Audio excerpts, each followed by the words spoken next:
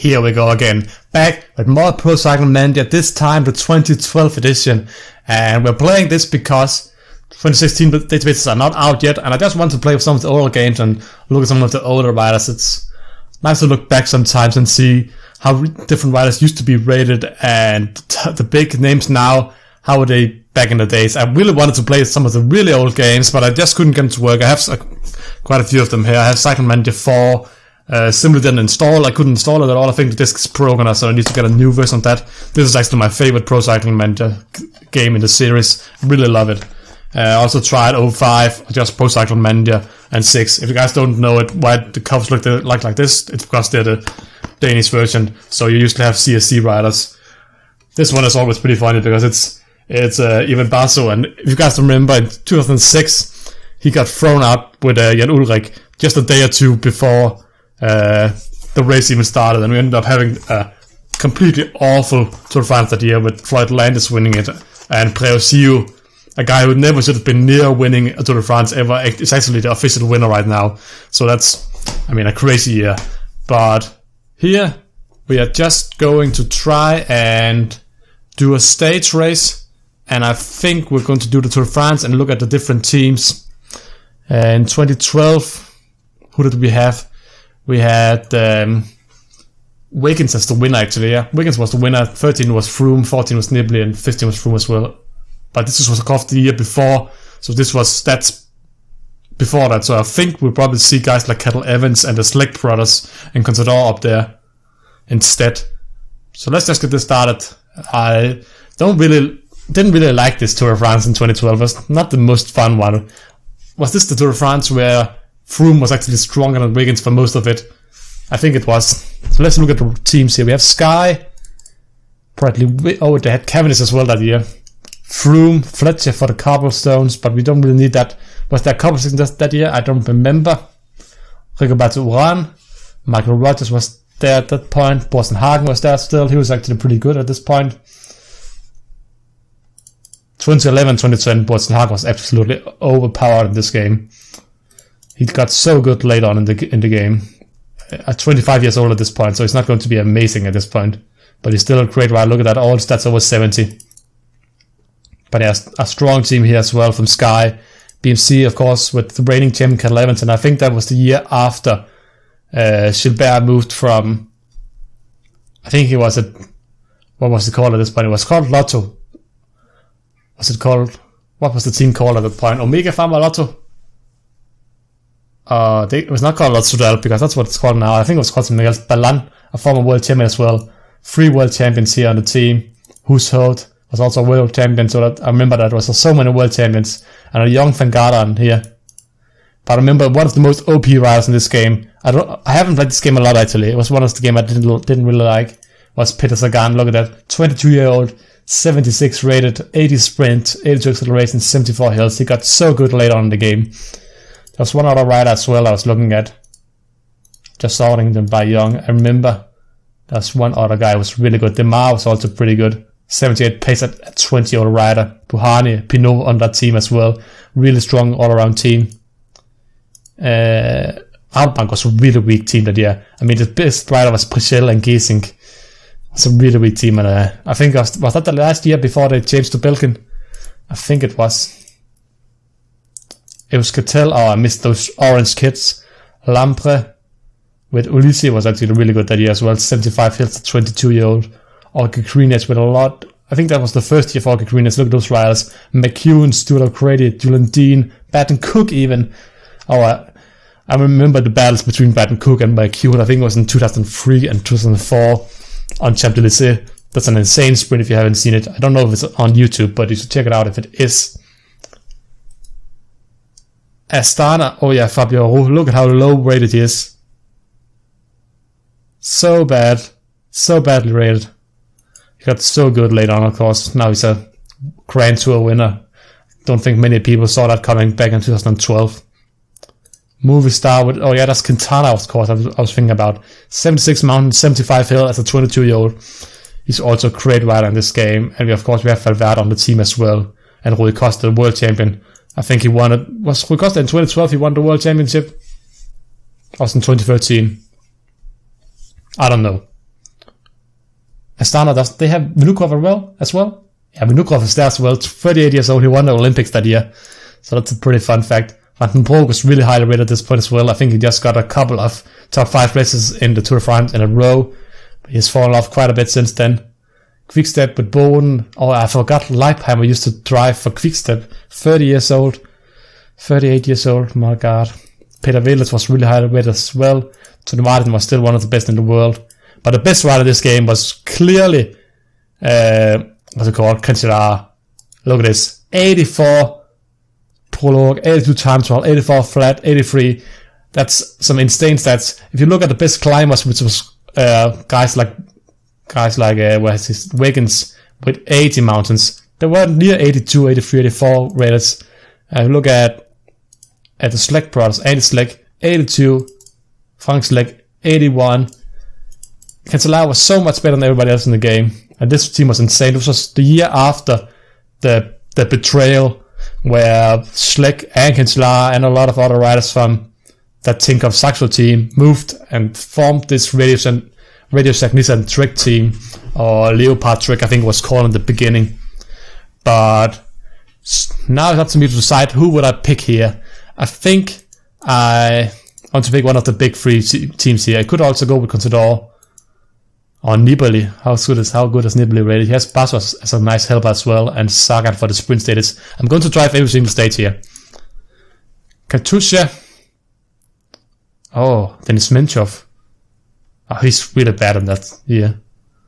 Oscar Freire as well. This was before Joaquin Rodriguez switched, wasn't it? Where's Joaquin Rodriguez? Is he not switched here? Is it already in Katusha? Oh yeah, he's already there. I just completely missed him. Sky have a great team. So many plus 70 riders. BMC as well. What can I have most fun with? Benazzi for the sprints. Is Benazzi a good enough sprint? I want some fun. I mean, Sky, if I really want to just have it easy. I mean, that's pretty simple. BMC don't really have a sprinter, don't they? No, they don't have a sprint at all. Sky. I don't want to go Sky. I think I'm going to go with Liquez. And I'll try to win it with Nibali. Because that seems like a bit of a challenge.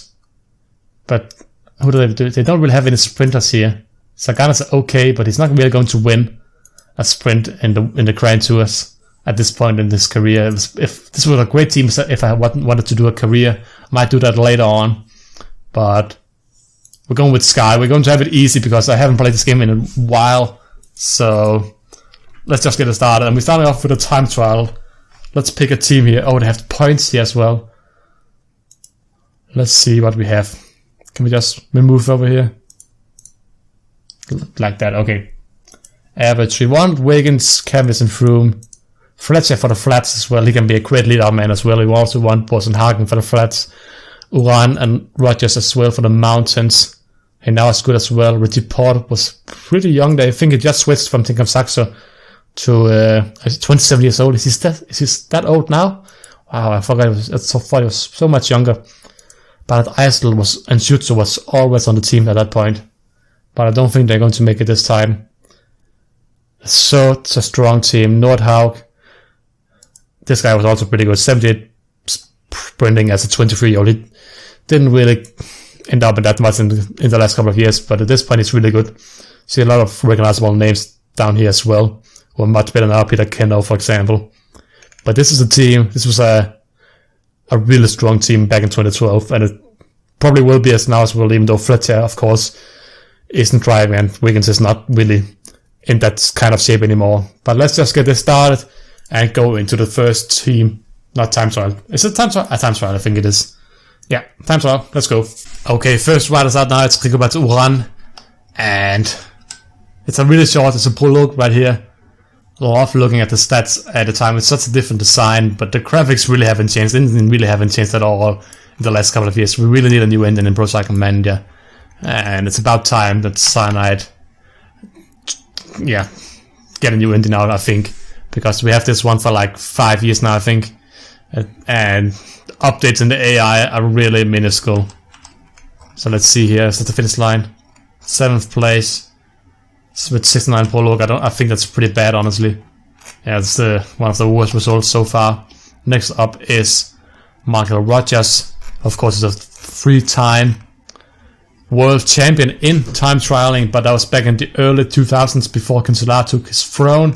And then it tried to become a DC rider, ended up being a great helper for other DC riders instead, just like Bradley Wiggins and Contador, for example, and Froome as well. Still has 78 time trial in this game, 77 prologue, so he should get a good result home here.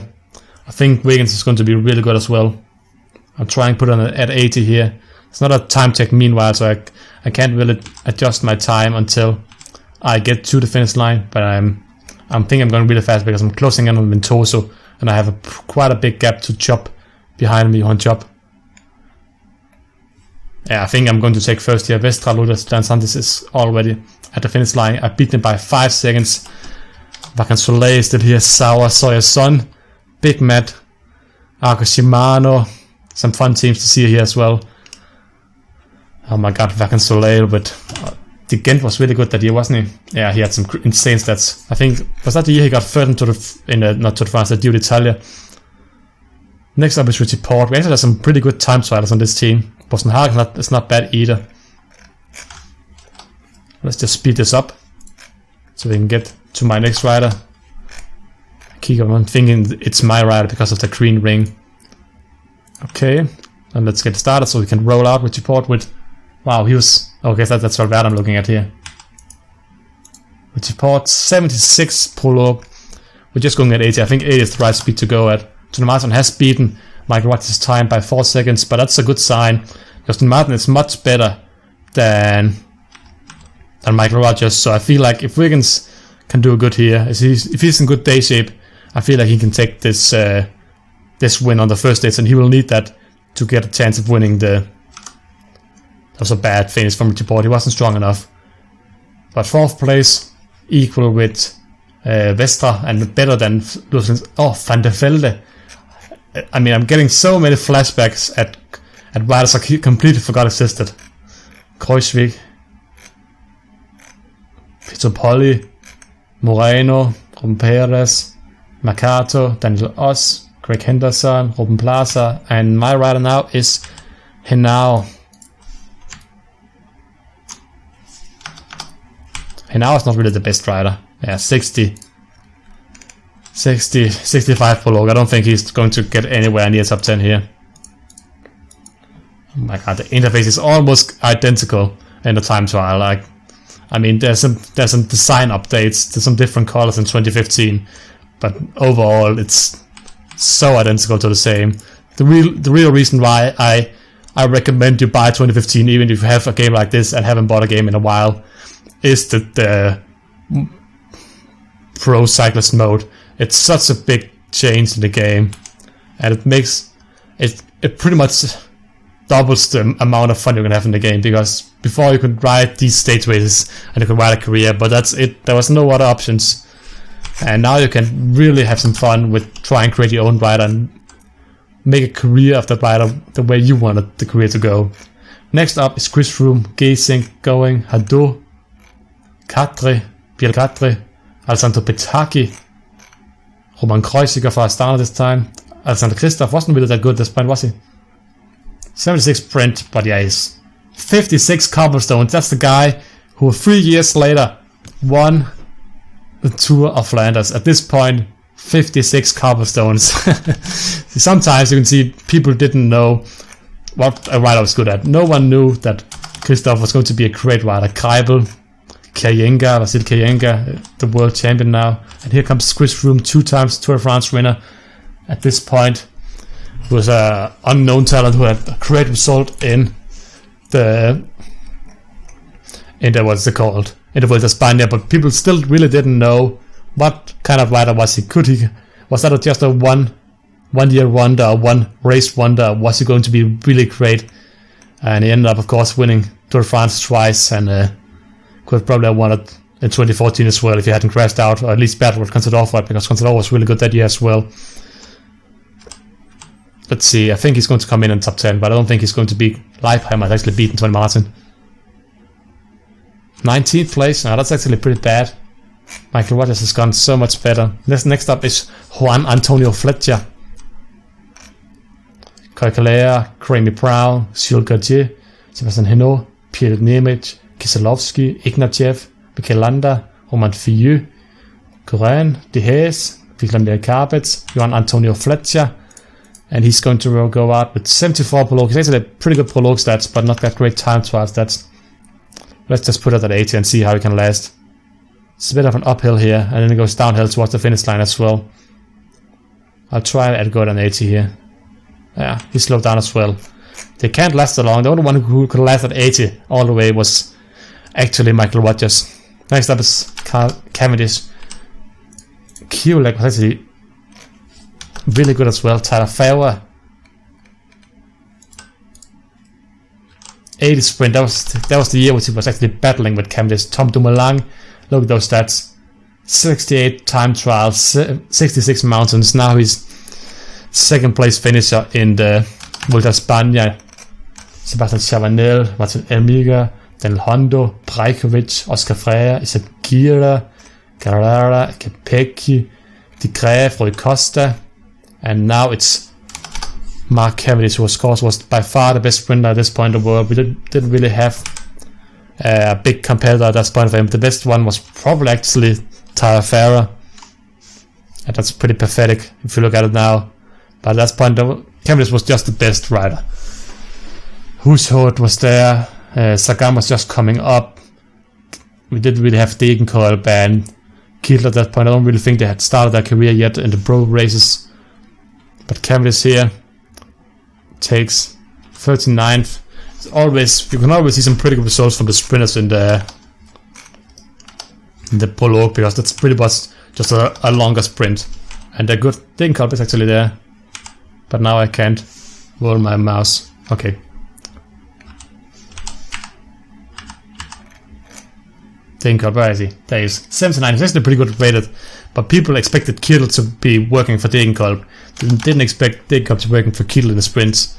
Of course, now they are on different teams, so now they can finally show who's the better of the two riders after starting on Giant Shimano for the first couple of years. Bergmans, Agnoli, Rüding-Bach, Kobo, Boson Hagen, 78 prologue. He can actually get pretty close to Michael Rogers for a 5th place. To Hushovd has taken the yellow jersey so far here in Liège.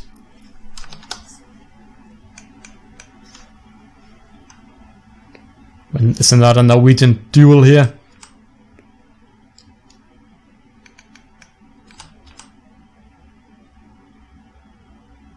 And it doesn't take it. He beats Michael Rogers by 1 second. Best rider so far on my team. Sylvain Chavanel here. Dan Martin. Marcel Kittel. 82 sprint. So he was rated higher than that then. I think I'm thinking of the one season. Matthew Goss. Mathieu Prachel. Thomas Veuclair. Veuclair was actually pretty highly rated in 2012 because he almost got a podium finish in 2011. So pretty crazy Tour de France. Michel Scarponi. Miguel Iklinski. Dennis Menchov. Now it should be Wiggins too soon. Samuel Sanchez. Thomas de Gent. Nibali. And then we should have Van den Broek and then moves now right now. Valverde. And then it's Wiggins' turn. How high that was Wiggins rated? 81 rated time trial. Sylvain Chavanel has taken by quite a big actually right now the lead. 3 quick-step riders in top 5 at the moment. I think I can handle that 80 all the way. Come on, Wiggins, you can do that. He has Valverde in front of him, who isn't that great at this point. Wiggins is of course not the best climber either. I think Froome is higher rated than him, but he has a great time trial and overall stats. Froome is... I can't check Froome now. Hopefully Wiggins can handle his pace all the way to the finish line. I have to go down a bit in pace here, I think. So I'm going down to 77. Otherwise I feel like he'll die out before the finish line.